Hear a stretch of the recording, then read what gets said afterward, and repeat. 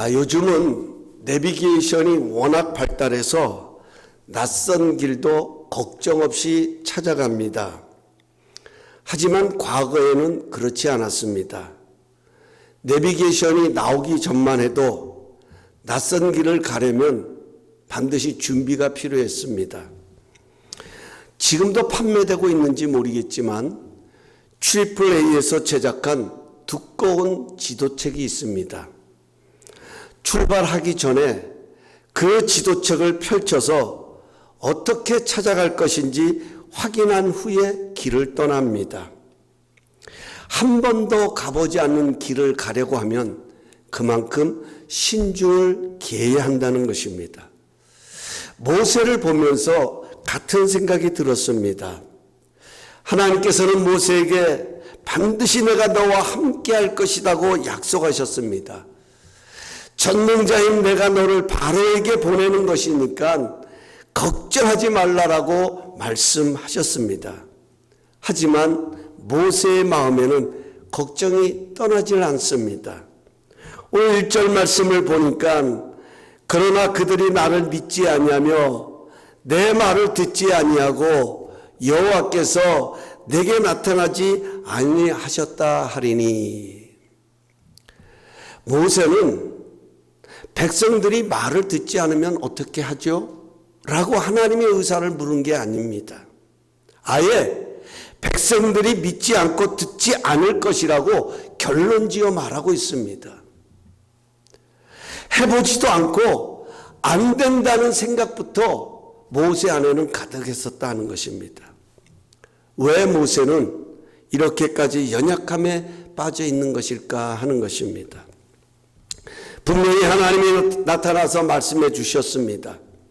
내가 너와 함께 있을 것이고 나는 스스로 있는 전능자이기에 불가능이 없다고 말씀해 주셨습니다.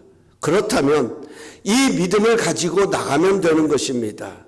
그런데 모세의 마음에는 아직도 안 되고 힘들다는 생각이 자리하고 있었습니다.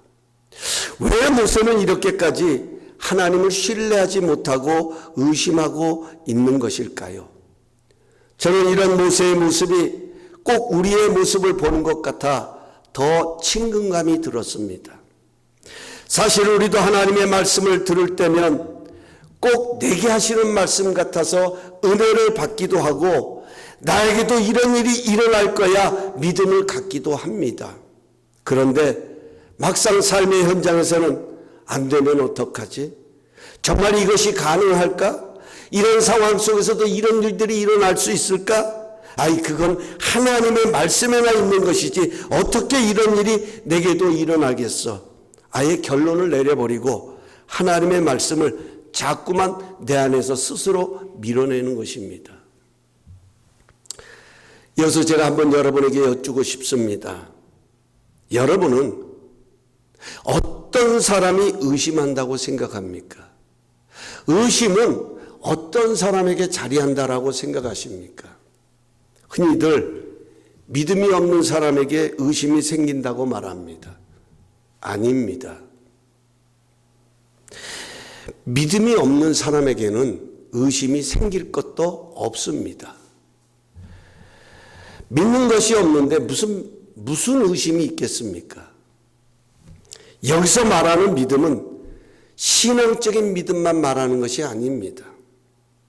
이성적인 믿음도 있습니다. 흔히 신뢰라고 말하지요. 쉬운 예로 일반적으로 사람들은 비행기를 탈 때 이 비행기가 목적지까지 나를 안전하게 데려다 줄 것으로 트러스트, 신뢰하기 때문에 탑승합니다. 요즘 비행기 사고들이 간간히 들려옵니다. 비행 중에 천장의 일부가 떨어져 나가고 비상구의 문이 착륙 중에 떨어져 나가고 착륙하는 앞바퀴에 그 바퀴가 내려오지 않아서 비행기 동체로 착륙을 하는 이런 사건들이 일어나고 있습니다. 이런 사건들을 대하면 우리 마음에 드는 게 뭐예요? 당연히 이 비행기는 안전할까? 내가 타는 이 비행기는 안전할까 하는 의심이 자리합니다. 신뢰가 있으면 의심도 함께 공존하는 것입니다. 결국 의심을 넘어서 신뢰가 확증되는 것입니다. 신앙적인 믿음도 마찬가지입니다. 영어로 믿음은 faith라고 부릅니다. 히브리 기자는 믿음이 없이는 하나님을 기쁘시게 하지 못한다라고 말씀하고 있습니다. 결국 우리를 구원에 이르게 하는 것이 믿음이다. 바울은 로마서에 말씀하고 있습니다. 왜 하나님은 우리의 믿음을 기뻐하실까요? 여러분 한번 생각해 보셨나요? 왜 하나님이 나의 믿음을 기뻐하실까? 그것은 믿음의 주체가 하나님이시기 때문입니다. 우리는 믿음으로 하나님을 상대하는 것입니다. 믿음이 되려고 하면 반드시 의심을 넘어서는 과정을 거치게 된다 하는 것입니다. 한 예로 마태복음 14장에 나오는 물 위를 걸었던 베드로의 모습을 생각해 볼 수 있습니다. 제자들이 예수님의 말씀에 따라 예수님의 명령에 따라 노를 지어서 바다 건너편으로 가다가 그만 풍랑을 만나 죽을 고생을 하며 고난을 겪습니다. 이때 예수님께서 물 위를 걸어 제자들에게 오셨습니다. 제자들은 그 풍랑으로 인하여 얼마나 많은 고통을 겪고 얼마나 많은 어려움을 겪었던지 물 위로 걸어오는 예수님이 유령으로 보였다라고 성경은 기록하고 있습니다. 다들 혼비백산해서 두려워했습니다. 이때 예수님께서 제자들에게 내니 두려워 말라 안심하라고 말씀하십니다. 그때 베드로가 만일 주님이시거든 내게 명하사 나로 물 위로 오라 하소서 이렇게 간구합니다. 그러자 예수님께서 오라고 명하십니다.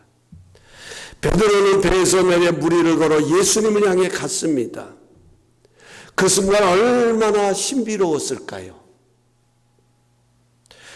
물 위를 걸어가고 있는 자신을 보면서 얼마나 놀랐을까요?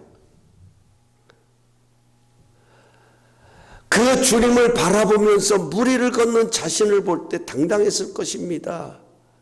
엄청난 그 안에 베드로 안에 엄청난 그런 믿음이 막 일어났을지도 모릅니다.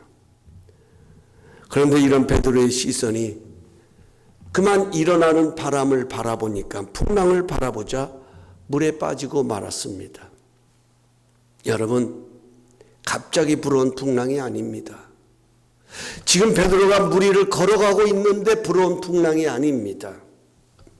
이미 예수님께서 물 위를 걸어오실 때부터, 아니 베드로가 물 위로 발을 내디딜 때부터 일어나고 있었던 풍랑입니다. 베드로는 이런 풍랑을 보고서도 물 위로 발을 내딜 수 있었던 것은 예수님을 바라보고 시작했기 때문입니다. 하지만 그 주님을 바라보던 시선이 바람으로 쏠리니까 그만 물에 잠기고 침몰하게 된 것입니다. 예수님께서는 즉시 베드로의 손을 잡으시고 물에서 건져내시면서 딱 한 말씀을 해주십니다. 믿음이 적은 자여 왜 의심하였느냐. 여러분, 정말 중요한 지적입니다. 우리는 하나님의 능력을 믿는다고 하면서도 의심할 때가 있습니다. 왜 의심이 들까요? 하나님의 능력을 믿으면서도 왜 우리의 마음속에는 의심이 자리하는 것일까요? 그 믿음이 상황에 빼앗겼기 때문입니다.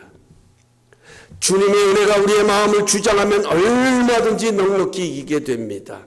하지만 상황이 마음을 주장하면 우리는 상황에 빠지게 됩니다. 결국 의심은 우리의 시선이 어디를 향하고 있느냐의 문제입니다.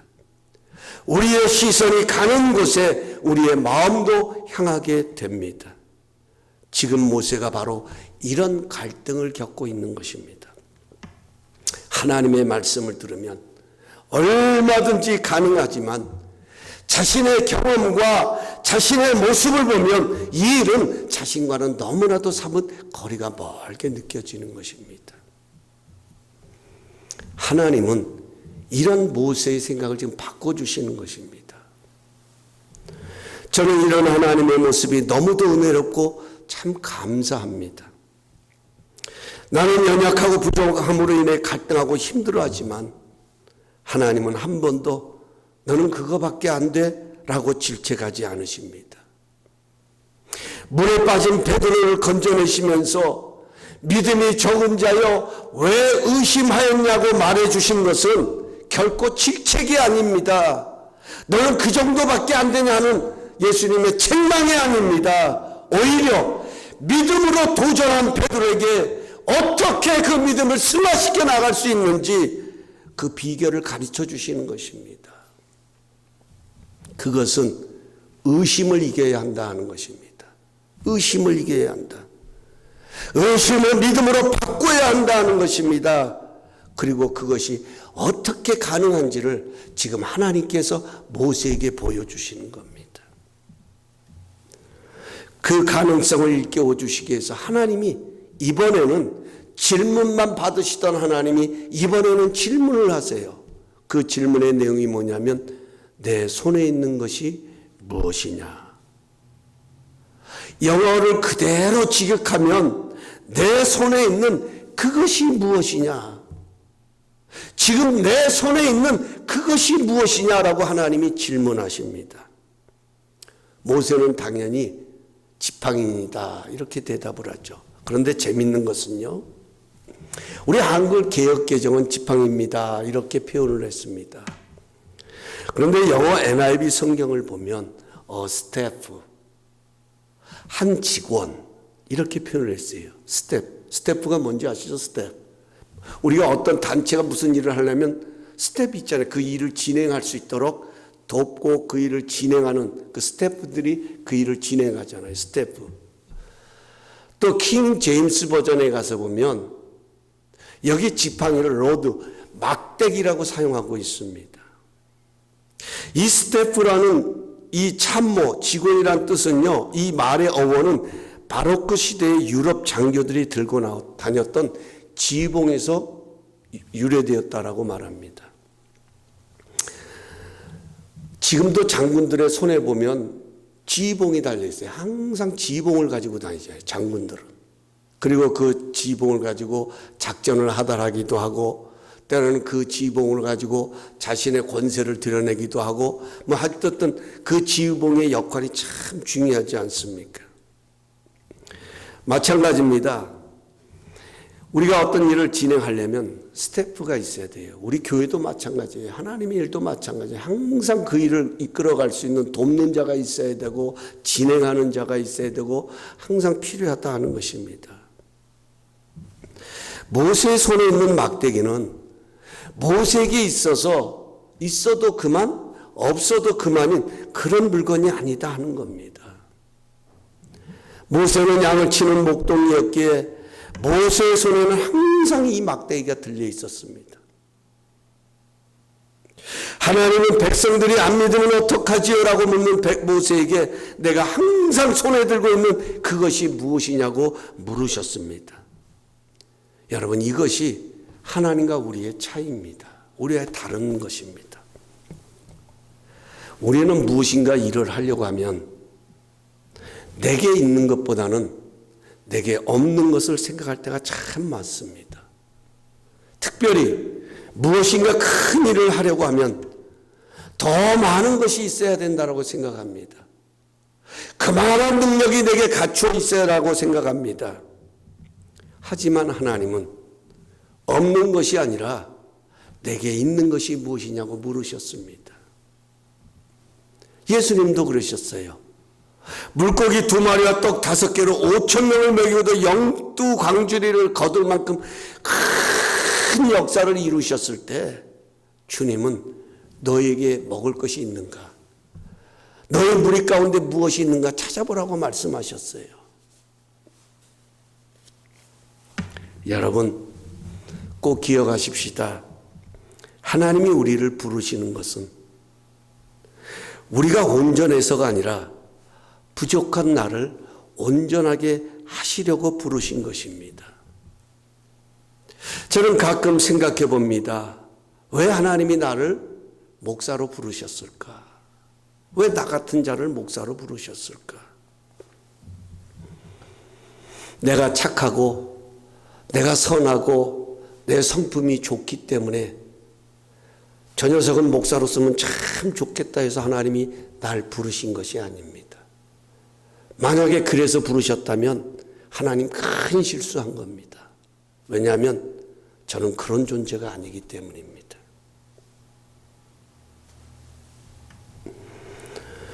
내가 착하고 선하기 때문이 아니라 이 은혜가 아니면 안 되겠기에 하나님이 저를 목사로 부르셨다라고 저는 믿습니다. 그러기에 이 부르심이 너무나도 소중하고 너무나도 두려운 것입니다. 하나님은 모세에게 내 손에 있는 그거, 네가 항상 들고 다니던 그거 땅에 던지라고 말합니다. 그러자 뱀이 되었습니다. 여러분 이 장면에서도 우리 하나님은 무에서 유를 창조하시는 전능자이십니다. 꼭 뱀이 아니라 더 무서운 사자도 만들 수 있고요. 그 지팡이로도 그 어떤 것도 하나님은 창조하실 수 있습니다. 그럼에도 이 마른 막대기가 뱀이 되게 하신 이유가 있었다 하는 거예요. 이 뱀은 애굽의 왕권의 상징입니다. 그래서 애굽의 왕이 앉는 바로와가 앉는 그 의자에도 상징적으로 뱀이 그려져 있습니다. 하나님께서는 지팡이를 던지라고 말씀하신 하나님께서는 그 지팡이가 뱀이 되자 이번에는 모세에게 뱀의 꼬리를 잡으라고 말씀하십니다. 이것 또한 말이 안 되는 것입니다. 뱀을 잡을 때는 머리를 잡아야 제압할 수 있습니다. 모세가 이것을 모르는 것은 아닙니다. 왜냐하면 모세는 광야에서 생활했기 때문에 수없는 뱀들을 만나고 수없는 뱀들을 목격하고 접했을 것입니다. 꼬리를 잡는다고 하는 것은 뱀에게 물릴 확률이 99%입니다. 꼬리를 잡으면 뱀은 반사적으로 자신의 몸을 틀어서 물어버릴 수 있다 하는 겁니다. 공격할 수 있다 하는 것입니다. 그런데 참으로 놀라운 것은 모세는 순종하고 있다 하는 거예요. 여러분 같으면 잡겠어요? 아니 하나님 생각 다시 해보세요. 이거 아닌데요? 이렇게 하다 보면 뱀이 나 물을 텐데요?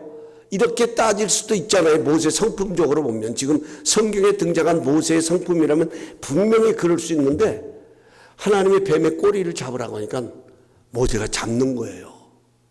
자신의 상식을 넘어서 자신의 경험을 넘어서 자신의 이성을 넘어서 잡는 거예요. 어떻게 이것이 가능했을까? 이게 궁금해지더라고요. 어떻게 이것이 가능했을까? 지금 모세는 매일 자신이 들고 다니는 이 지팡이가 자신이 보는 모습 앞에, 자신을 보는 그 시야 앞에서 뱀으로 변한 지금 하나님의 능력을 지금 경험하고 있는 거예요. 바꿔서 말하면 모세는 지금 하나님의 능력을 시험하고 있는 것이나 다름이 없다 하는 겁니다.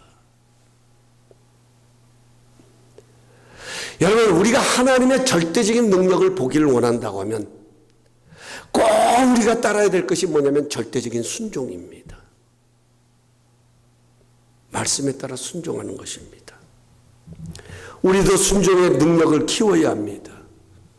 하나님이 이 능력을 키우게 하시겠어. 우리에게 이런 능력을 키우시려고 때로는 우리의 삶 가운데 뱀의 꼬리를 잡으라고 명하실 때가 있다 하는 거예요.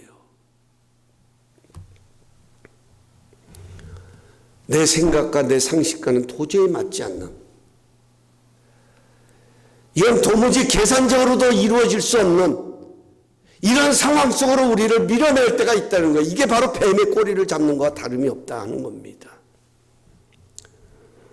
이때가 하나님의 능력을 보아야 할 때이기에 절대적인 순종이 필요하다 하는 것입니다. 기적은 내 생각을 뛰어넘어 내 이성을 뛰어넘어 하나님의 뜻에 따를 때 일어나는 것입니다. 모세가 순종하자 어떤 일이 일어났습니까? 다시 지팡이가 되었습니다. 보여주시는 하나님의 상징적인 의미가 있습니다. 아무리 막강한 힘을 가진 애굽 왕도 하나님의 손에 있음을 지금 보여주신 거예요. 하나님은 반드시 하나님의 방법으로 이스라엘을 구원하실 것을 이 마른 막대기의 지팡이를 통해서 보여주신 것입니다. 하나님의 손에 있으면 애굽의 바로도 아무것도 아니라는 것입니다. 중요한 것은 순종입니다. 기적에는 반드시 모세의 순종이 절대적으로 함께해야 함을 일깨워 주십니다. 그래서 하나님은 끊임없이 계속 순종에 훈련을 했잖아요. 지팡이가 뱀이 됐다, 뱀이 다시 지팡이가 됐다가 이번에는 다시 손을 넣어보라고 말합니다. 품에 넣었더니 그 손이 문둥이 손이 됩니다. 그 손을 다시 넣었더니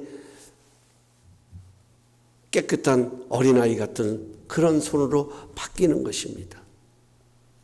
그래도 백성들이 듣지 않거들랑 요단강물을 조금 떠다가 바닥에 뿌리려는 것입니다. 그러면 그것이 피로 변할 것이다.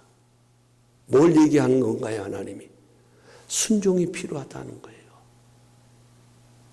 내가 이럴 테니까, 내가 모든 것을 이루어 가니까, 내가 지금 능력으로 너와 함께 하니까 절대적으로 필요한 것이 순종이다 하는 것입니다. 하지만 모세는 어떻게 반응을 합니까? 여러분, 이 반응을 그냥 넘기면 안 돼요. 절대적인 순종이 필요하다는 모세에게 모세는 하나님에게 어떻게 반응하냐? 10절에 보면 이렇게 말합니다. 본래 자기는 말을 잘하지 못하는 자다.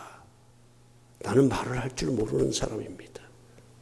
나는 입이 뻣뻣하고 둔한 사람입니다. 흥미로운 것은 10절에 가서 보면 예전에도 그랬고 지금 하나님의 말씀을 듣고 있는 지금도 나는 입이 뻣뻣하고 둔해서 말할 수가 없습니다. 말을 잘 못하는 사람입니다. 보낼 만한 자를 보내십시오. 이렇게 말합니다. 그러자 하나님이 처음으로 노를 발하십니다. 화를 내십니다. 얼마나 답답하셨으면, 얼마나 안타까우셨으면 화를 내시면서까지 그래? 그러면 그만둬. 너 없으면 내가 못할 것 같아? 이게 아니라 화를 내시면서까지 끝까지 모세를 포기하지 않으신다는 겁니다. 하나님이 화를 내신 이유는 모세와 나눈 대화 때문이 아닙니다. 전해지는 학설에 의하면 모세는 실제로 수는 발음이 정확하지 않아서 그 말을 상당히 느리게 했다고 합니다. 애굽의 바로 앞에 서려면 그를 설득할 만한 언변의 능력이 있어야 되는데 말도 또렷또렷하게 해야 되는데 그렇지 못하다는 것입니다. 저는 이런 모세의 모습을 보면서 나의 모습에는 이런 모습은 없는지 돌아보게 됩니다. 분명히 하나님은 내가 완벽해서 나를 부르신 것이 아닙니다. 얼마나 많은 단점이 있고 연약함이 있는지, 하지만 하나님은 이런 나를 통해 하나님의 일을 드러내시겠다고 하는데 여전히 나는 부족함에만 매여서 순종하기를 미루고 있는 것은 아닌지 돌아보게 됩니다. 아마 여러분들도 지금까지 하나님과 모세가 나눈 대화를 보면서 하나님이 분노하시는 이유를 충분히 이해하실 것입니다. 어떻게 보면 이건 너무 도가 지나치게 저울질하는 것은 아닌가 하는 생각이 들기도 합니다. 무슨 단점이 자랑거리라도 되는 것처럼 그것 때문에 덕을 보려는 것 같다는 생각도 듭니다. 하나님은 역사하시기를 원하시지만 자신의 연약함만을 생각하며 주저하고 자신의 원하는 시점에 이를 때까지 하나님의 역사를 미루는 것 같은 그런 모습은 없는지 돌아보게 됩니다. 그때 하나님께서는 마지막으로 모세에게 아주 중요한 원리를 들려주십니다. 11절 말씀입니다. 제가 봉독합니다. 11절 말씀. 여호와께서 그에게 이르시되 누가 사람의 입을 지었느냐? 누가 말 못하는 자나 못 듣는 자나 눈 맑은 자나 맹인이 되게 했느냐? 나 여호와가 아니냐? 여기 중요한 단어가 누가라는 단어입니다. 누가 이 모든 것을 가능하게 하느냐 하는 것입니다. 모세가 말 못하는 이 어눌함 누가 이렇게 만들었느냐 하는 것입니다. 누가 말을 잘하는 언덕의 능력을 줄 수 있느냐 하는 것입니다. 누가 맹인이 되게 하고 누가 밝은 눈을 줄 수 있느냐 하는 것입니다. 나 여호와가 아니냐?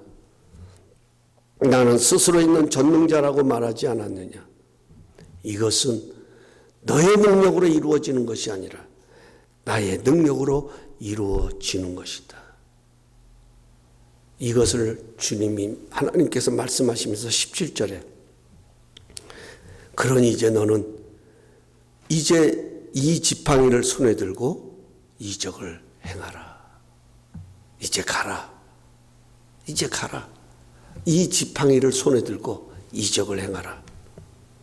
그러면서 16절에 보면 뭐라고 말씀하시냐면 왜 이 지팡이를 들면 어떤 일이 일어나느냐? 너는 그들에게 하나님같이 될 것이다. 여러분, 우리 모두에게 이런 축복이 있기를 원합니다. 우리는 내가 능력이 넘쳐서 존귀함을 얻는 것이 아니라 하나님이 존귀하게 여겨주시는 인생이기 때문에 존귀함을 얻어가는 거예요.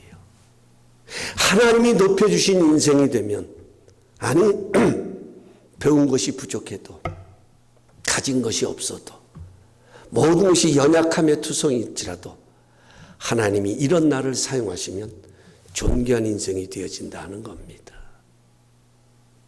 내가 그들에게 하나님같이 될 것이다. 결론적으로 20절에 가서 보면 이런 하나님의 말씀을 들은 모세가 어떻게 변화되는지 설명합니다. 20절 말씀. 모세가 그의 아내와 아들들을 나귀에 태우고 애굽으로 돌아가는데 모세가 하나님의 지팡이를 손에 잡았더라. 하나님의 지팡이를 손에 잡았더라. 저는 이것이 우리의 모습이 되기를 원합니다. 하나님의 지팡이는 어떤 것입니까? 모세의 마른 지팡이였습니다. 무슨 특별한 금으로 장식되고 화려한 그런 지팡이가 아닙니다. 평소에 모세가 양을 치며 양들을 보호하기 위해 사용했던 막대기에 불과했습니다. 하지만 하나님은 이런 평범한 막대기에 하나님의 약속을 담아주셨습니다. 고작 양들을 지키고 보호하는 평범한 막대기에 놀라운 하나님의 능력을 담아주셔서 이스라엘 백성들을 이끌고 나갈 능력을 담아주셨습니다. 놀라운 하나님의 약속이 담긴 지팡이입니다. 이 하나님의 지팡이를 손에 잡은 모세의 모습을 한번 상상해 보시겠습니까? 안 되고 어렵고 힘듭니다 라고 말했던 모세가 이 하나님의 지팡이를 손에 잡고 있는 이 모습,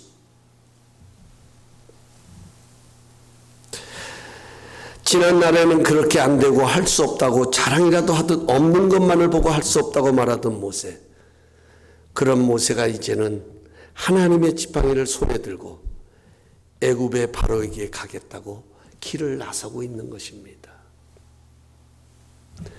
이런 모세의 모습을 보시는 하나님의 마음이 어땠을 것 같습니까? 여러분, 우리 연약함이 있잖아요. 부족함이 있잖아요. 그럼에도 불구하고 하나님의 지팡이를 손에 잡고 그 하나님의 역사를 위하여서 세상을 향해 나가겠다고 하는 우리의 모습을 바라보시는 하나님의 심정이 어떨 것 같습니까?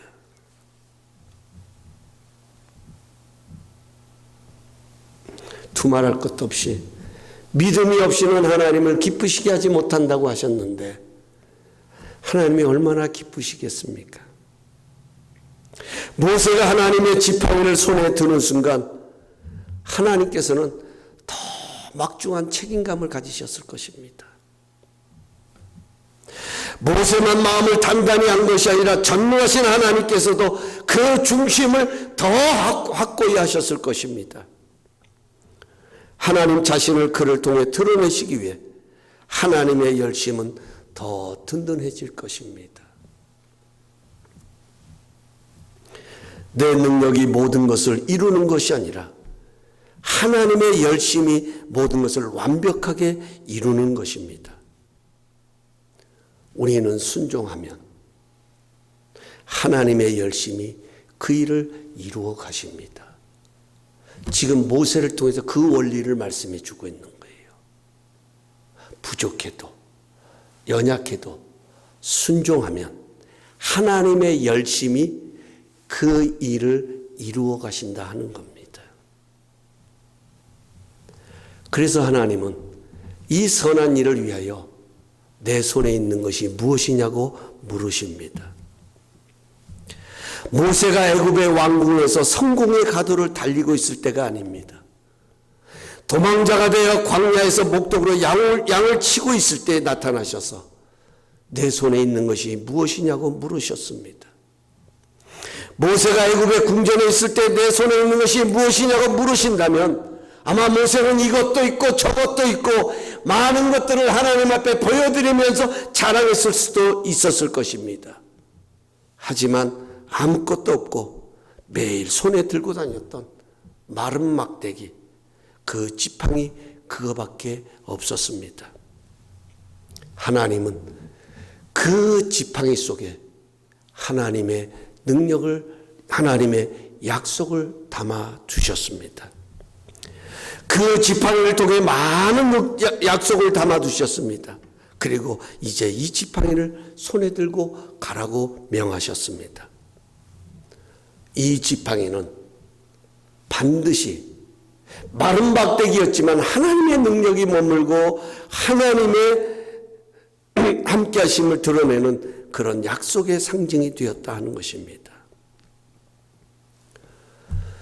그렇다면 여기서 우리가 질문을 던져야 돼요. 그럼 지금 우리가 붙들어야 할, 우리 손에 잡아야 할 하나님의 지팡이는 무엇일까요? 모세에게만 주어진 것이 아니라 하나님도 지금도 우리에게 그 지팡이를 손에 들고 가라고 말씀하시는데 우리가 붙들어야 할 하나님의 지팡이, 우리가 손에 잡아야 할 하나님의 지팡이는 무엇일까요? 하나님의 말씀입니다. 하나님의 말씀. 시편 119편 105절에 가서 보면 시편 기자는 이렇게 말씀합니다. 하나님의 말씀은 내 발의 등이요 내 길의 빛이니라. 우리를 이끌고 우리를 보호하고 우리를 인도하는 것이 바로 하나님의 말씀이라는 거예요. 하나님의 지팡이입니다. 이 지팡이를 손에 잡으라고 말씀합니다. 하나님은 평범한 내 삶을 이 말씀으로 바꾸어 가시길 원하신다는 겁니다. 저는 말씀을 마치면서 이렇게 결론을 내리고 싶습니다. 하나님은 내가 온전해서 나를 부르신 것이 아닙니다. 모세처럼 부족함의 투성입니다. 이런 나를 온전케 하시려고 하나님의 역사 가운데 부르신 것입니다. 우리는 부족함만을 생각하면 아무것도 할 수 없습니다. 하지만 하나님은 이런 내 모습을 통해 하나님의 놀라운 역사를 이루시겠다는 생각을 갖고 여러분과 저를 그 하나님의 역사 가운데로 부르신 것입니다. 그래서 지금 내 손에 있는 것이 무엇이냐고 물으십니다. 항상 나와 함께하고 항상 내 삶의 삶이 되도록 도와주는 막대기 같은 그것, 하찮은 것이랄지라도 그것이 무엇입니까? 아마 어떤 분들은 그럴 거예요. 내 손에 가진 것이 아무것도 없네요. 내 손에 가진 게 아무것도 없어요. 나 가진 게 아무것도 없어요. 이게 모세의 모습이었걸랑요.